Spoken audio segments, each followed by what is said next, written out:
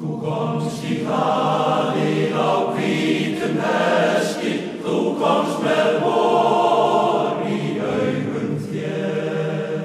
Ég söng og fagnaði góðum gesti og gaf þér hjartað í brjósti mér. Ég söng og fagnaði góðum gesti og gaf þér hjartað í brjósti mér. Hér á eftir sjáið þið mynd sem fjallar hugtök í reiðkennslu og hestamennsku. Mikilvægt að hestamenn séu með skilgreiningar á hugtökum á hreinu til þess að reiðkennslan gangi snuðrulaust. Upptökur fóru fram í topprættarhöllinni í Lögmannshlíð og í nágrenni.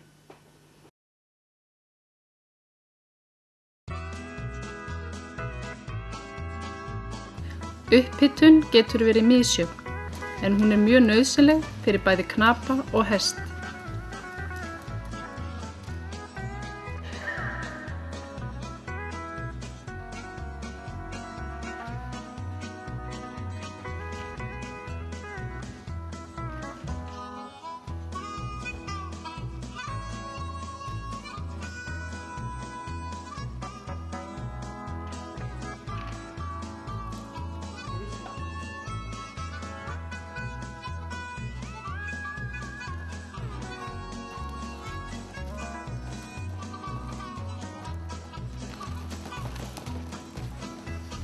Núna ætlum við að kynna fyrir ykkur nokkur hugtök varðandi tauminn. Taumur gefinn. Betra að gefa en þiggja.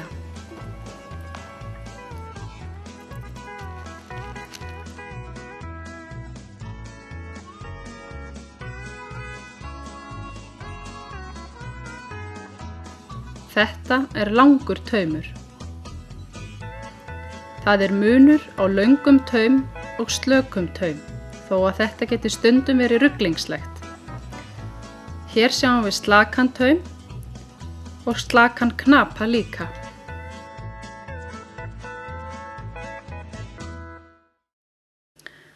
Svo þetta það sem við köllum taumsamband.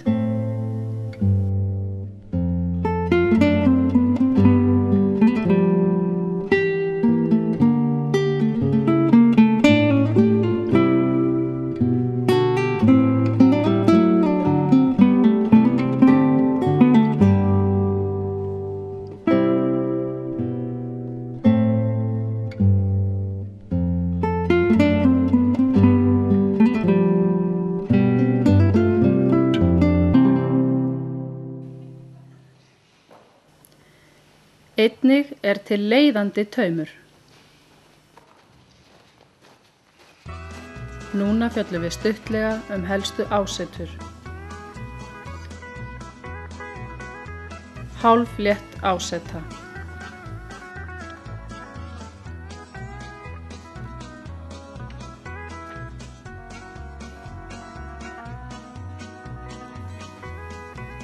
Létt áseta.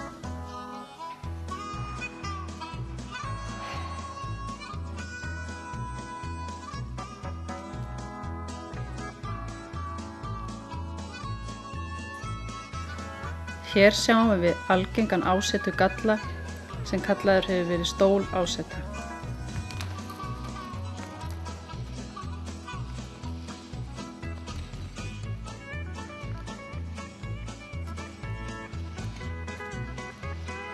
Hér sjáum við notkun hugtaka sem tengjast líkamsbeitingu hestsins. Undirlína. Yfirlína. Einnig mikilvægt að átta sig á hugtökum sem tengjast reiðvellinum. Miðlína.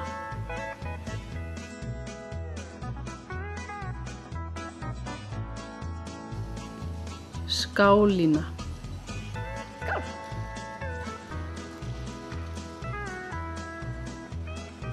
Nei, nei, ég vill það ekki, nei. Nei! Þverlína.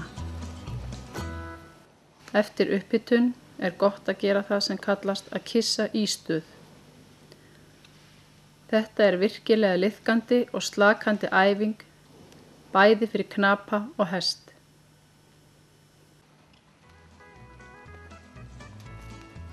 Með AB-æfingum styrkir knapinn leiðtogahlutverk sitt og þessar æfingar auka jafnframt skilning milli knapa og hests.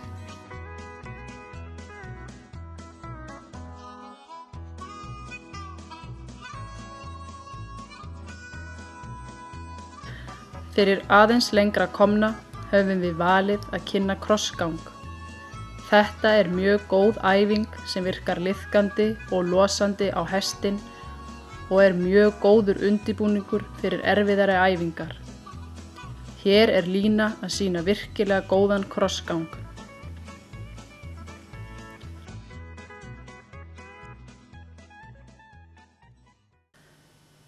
Eins og í öllum íþróttum er slökun mikilvægur þáttur.